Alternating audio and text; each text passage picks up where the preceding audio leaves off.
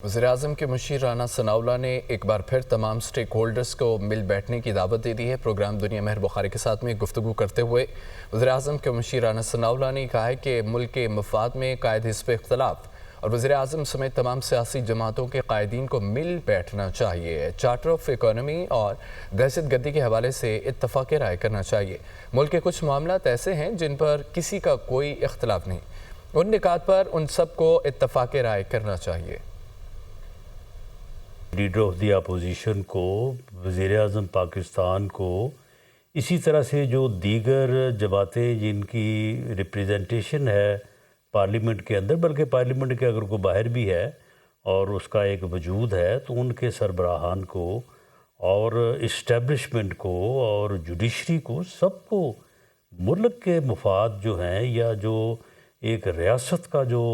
मफाद है, उसके लिए सबको इकट्ठे होना चाहिए, सबको बैठना चाहिए, चार्टर ऑफ इकॉनमी करनी चाहिए,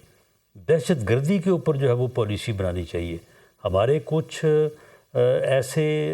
रियासत से, कौम से, मुल्क से जुड़े हुए मामलात हैं जिनके ऊपर कोई इख्तलाफ राय नहीं होना चाहिए और हमें उनके ऊपर एक कंसेंसस जो है वो इवॉल्व करना चाहिए।